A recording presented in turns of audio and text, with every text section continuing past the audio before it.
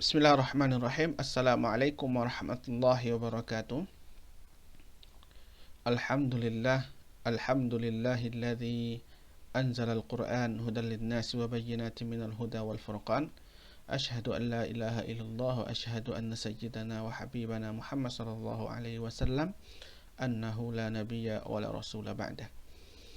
Puji dan syukur kita haturkan kehadiran Allah Subhanahu wa taala. Selanjutnya salawat dan salam teruntuk junjungan kita yakni Nabi Muhammad sallallahu alaihi wasallam. Berjumpa kembali pada mata kuliah pendidikan agama Islam, dan sekarang kita masuk kepada materi yang ke-12, yaitu Ibtekni dalam Islam. Ilmu pengetahuan, teknologi, dan seni dalam pandangan Islam. A. Ibtek dalam Islam. Bicara tentang ibtek berarti ini adalah berbicara tentang ilmu pengetahuan, ya, dan serta teknologi. Konsep ilmu, ya, al-ilm, ya, dalam secara etimologi kita ilmu ini berarti memahami, mengetahui, dan mengerti.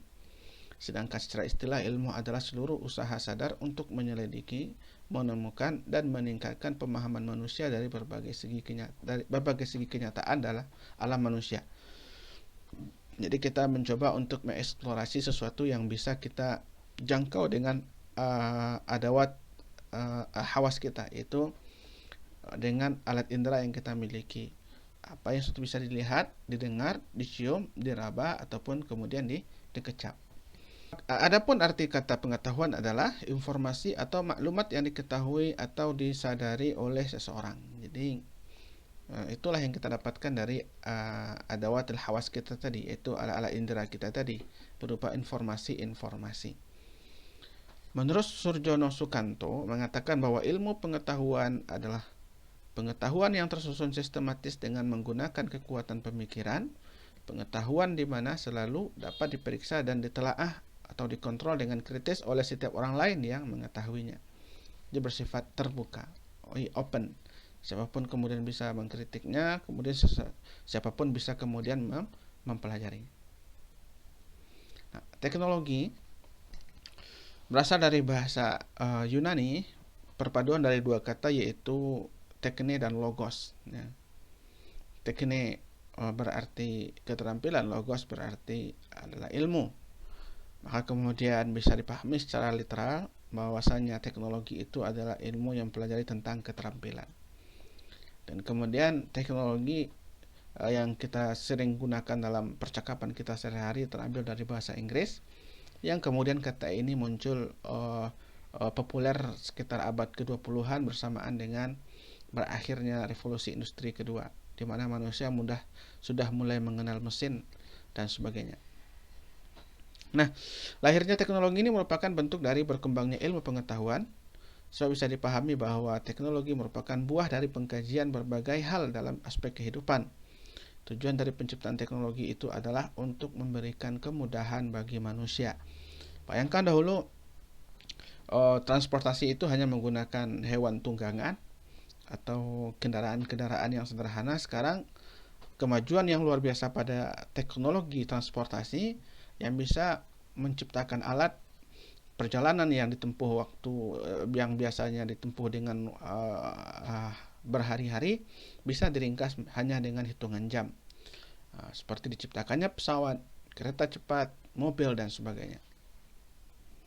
Nah, Islam meninggikan derajat orang-orang yang berilmu. Jadi Islam tidak mendikotomi ilmu, ya, seperti keyakinan agama-agama lain yang mereka itu mengkesampingkan ilmu pengetahuan. Berbeda dengan Islam. Islam itu memotivasi umatnya untuk mengkaji dan mengembangkan ilmu pengetahuan. Makanya kalau kita lihat dalam sejarah, ketika Eropa berada pada masa kegelapan, pada dinasti Abbasiyah ketika itu sudah banyak, ataupun Umayyah dan Abbasiyah, ya, Umayyah 1 ataupun 2, kemudian Abbasiyah juga, banyak sekali ilmuwan muslim yang telah menciptakan berbagai jenis alat, berbagai jenis teknologi yang modern ketika itu, ya. Kita terkenal orang yang pertama kali terbang itu contohnya Abbas bin Firnas. Nah, dialah yang menciptakan alat bagaimana manusia ini bisa terbang seperti burung. Sebelum Wright bersaudara menciptakan alat yang kemudian sekarang menjadi pesawat terbang. Dan masih banyak lagi yang lain, tokoh-tokoh atau ulama-ulama Islam yang mereka itu adalah menjadi pionir dalam pengembangan ilmu pengetahuan. Allah katakan dalam Al-Quran, yarfa'illahu alladhina amanu minkum walladhina utul ilma darajat. Allah meninggikan derajat orang-orang yang beriman di antara kamu, begitu juga orang yang diberikan ilmu oleh Allah Subhanahu wa taala. Nah, bagaimana apa buktinya Islam itu mendukung ataupun kemudian meninggikan orang-orang yang berilmu tersebut? Kalau kita telah dalam Al-Quran, terdapat ayat-ayat yang menjadi inspirasi untuk untuk berkembangnya ilmu pengetahuan. Seperti Allah berbicara tentang astronomi, ya, penciptaan alam semesta, seperti dijelaskan dalam surat Al-Anbiya ayat 30. Mungkin Anda juga bisa baca nanti bacaan-bacaan yang menjelaskan tentang hal ini, ya. Kemudian juga garis edar benda-benda langit. Wallati khalaqal laila wan nahara wasyamsa wal qamar kullu fi falaki yasbahun. Setiap benda langit itu memiliki garis edarnya masing-masing. Ekspansi alam semesta, ya. Jadi alam semesta ini tidak statis, tapi kemudian terus berkembang. Ini sudah jelaskan Allah dalam Al-Quran. Ilmu biologi penciptaan manusia. 14 abad yang silam Allah telah menguraikan dalam Al-Quran bagaimana proses penciptaan manusia. Sperma, kemudian terbentuklah sperma bertemu dengan ovum, terbentuklah kemudian zigot dan seterusnya, sampai kemudian menjadi seorang manusia yang sempurna. Padahal ketika itu ilmu pengetahuan manusia sangatlah terbatas, tapi Allah sudah menjelaskannya sebagai bentuk bahwasanya Al-Quran itu mendorong berkembangnya ilmu pengetahuan. Keanekaragaman hewani, ya. Allah juga jelaskan dalam Al-Quran seperti dalam surah Fatir ayat 28. Keanekaragaman nabati, ini juga merupakan bagian dari pengkajian dalam ilmu biologi. Jelaskan Allah dalam surah Al-An'am ayat 99. Geologi, ilmu yang berkaitan dengan kebumian. Jadi Allah menciptakan bumi ini sebagai tempat tinggal bagi manusia, ada daratan, ada lautan, ya. Maka Allah hamparkan ar-rawasiya, ya. Rawasiya itu adalah hamparan yang luas sebagai tempat tinggal bagi manusia. Dan kemudian memang satu-satunya planet yang bisa dihuni oleh manusia, yang diciptakan oleh Allah Subhanahu wa taala dari miliaran dan mungkin triliunan benda langit yang ada di alam semesta ini, hanya bumi lah tempat yang bisa ditinggali oleh manusia. Kemudian gunung-gunung sebagai pasak bumi. Ini juga dijelaskan Allah dalam Al-Quran. Agar bumi ini tetap tenang, stabil, ya, maka dipasaklah dengan gunung-gunung yang tertancap ke dalam permukaan bumi, ke dalam perut bumi. Nah, kemudian mata air yang memancar dari dasar tanah, Allah juga jelaskan dalam surah An-Nazi'at ayat 30 sampai 33. Lalu kemudian fisika, Allah berbicara tentang gravitasi bumi. Wa ma tasqutu min waraqatin, tasqutu, jatuh, ya. Jatuh berarti setiap benda yang jatuh itu diakibatkan oleh gravitasi bumi. Disinilah para saintis Islam mengkaji kenapa benda itu jatuhnya ke bawah, karena kemudian itu adalah pengaruh dari gravitasi bumi. Energi angin, ya, angin ini memiliki energi. Allah juga jelaskan dalam surah Ar-Rum ayat 48. Bayangan, Allah juga jelaskan dalam surah Furqan ayat 45 sampai 46. Nah, Allah juga bicara tentang fisika, kimia, ya, atom. Allah jelaskan dalam Al-Quran, wa ma ya'dzubu an rabbika min mithqala dzarrah.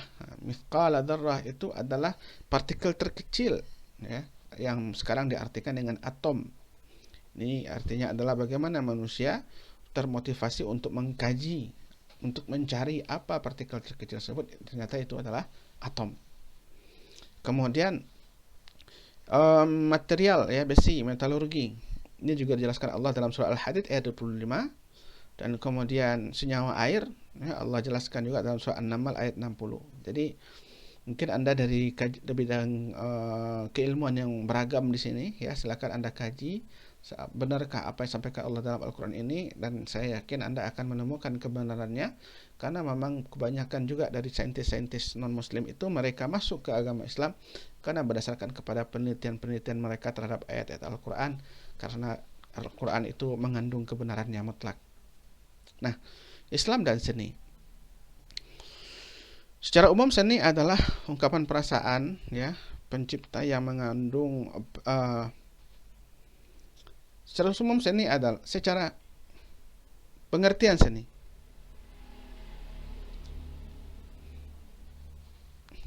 Pengertian seni. Secara umum seni adalah ungkapan perasaan pencipta yang mengandung estetika, kemudian disampaikan kepada orang lain agar mereka dapat merasakan apa yang dirasakan. Nah, Ki Hajar Dewantara menjelaskan bahwa seni adalah sebuah keindahan.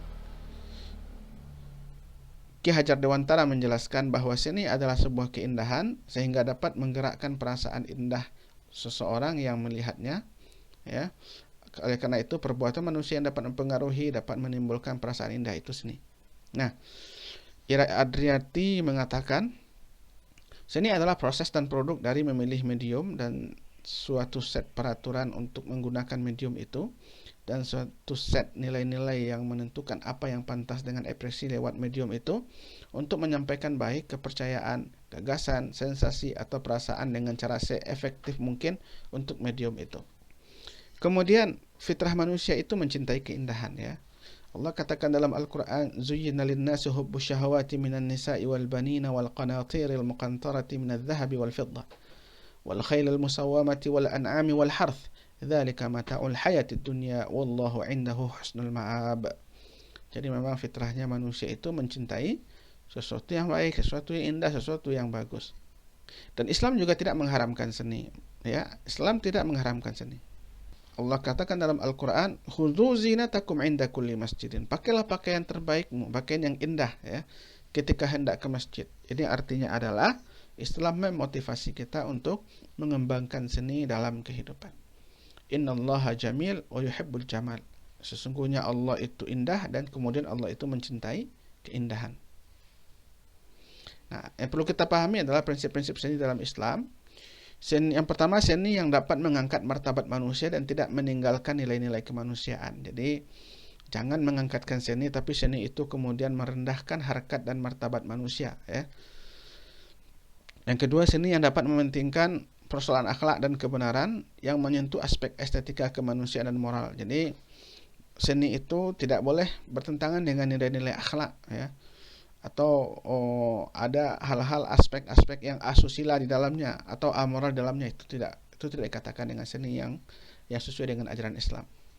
Seni yang dapat menghubungkan keindahan sebagai nilai yang tergantung kepada seluruh kesahihan Islam itu sendiri, di mana menurut Islam seni mempunyai nilai tertinggi adalah seni yang dapat mendorong ke arah ketakwaan, kema'rufan dan moralitas. Jadi pelaku seni pada hakikatnya juga beribadah kepada Allah Subhanahu wa taala. Selanjutnya, seni yang dapat menghubungkan manusia dengan Tuhan, manusia dengan manusia, dan manusia dengan alam sekitarnya. Jadi mengkoneksikan antara manusia dengan Allah Subhanahu wa taala, manusia dengan manusia serta alam sekitarnya. Ini harus diperhatikan dalam sebagai prinsip-prinsip seni yang harus kita patuhi dalam kehidupan sesuai dengan ajaran Islam. Islam dan budaya. Secara bahasa, budaya berasal dari bahasa Sanskerta yaitu budaya, ya, yang merupakan kata jamak dari bentuk jamak dari kata budi, yaitu yang berarti budi atau akal. Nah, dalam KBBI dijelaskan budaya adalah sebagai hasil pikiran, akal budi atau adat istiadat. Nah, dalam bahasa Latin kata budaya disebut juga dengan coler atau yang berarti mengolah atau mengerjakan, sedangkan dalam bahasa Inggris disebut dengan istilah culture. Prinsip-prinsip budaya dalam Islam, yang pertama itu rabbaniyah, berketuhanan, ya. Jadi budaya itu harus berketuhanan, dan kita umat Islam berarti berdasarkan kepada nilai-nilai yang telah diturunkan oleh Allah Subhanahu wa taala. Yang kedua, akhlaqiyah, harus bermoral. Yang ketiga, insaniyah, memiliki nilai-nilai kemanusiaan. Selanjutnya al-alamiyah, bersifat universal. Selanjutnya musamahah, harus ada nilai-nilai toleransi di dalamnya. Karena kenapa? Karena kita ada tanawwu'. Tanawwu' itu kita dari berbagai macam jenis, laki, perempuan, hitam dan putih sebagainya, dan itu harus kita akui. dan kemudian harus bersifat moderat, wasatiyah, ya, dan kemudian takamul, harus bersifat paripurna, ya. Seperti Allah telah menyempurnakan ajaran Islam, maka tidak ada perbedaan satu dengan lainnya. Selanjutnya, etos kerja dalam Islam. Yang pertama, bekerja dengan ikhlas, ya.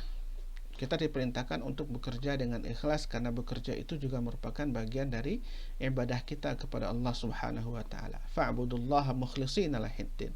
Maka engkau sembahlah Allah itu dengan penuh keikhlasan. Maka bekerjalah dengan ikhlas. Upah yang kita dapatkan tidak hanya berupa rezeki pada kehidupan dunia, tapi juga pahala pada kehidupan akhirat. Yang kedua, bekerja keras. Kerja keras tujuannya adalah untuk merubah hidup kita, nasib kita menjadi lebih baik, ya, dengan penuh semangat, daya upaya dan pantang menyerah. Innallaha la yughayyiru ma biqaumin hatta yughayyiru ma bi anfusihim. Ingat, Allah tidak akan merubah nasib sebuah kaum sampai kemudian mereka bekerja keras untuk merubah nasib mereka itu sendiri. Kemudian bekerja cerdas. Disinilah pentingnya kita untuk menuntut ilmu.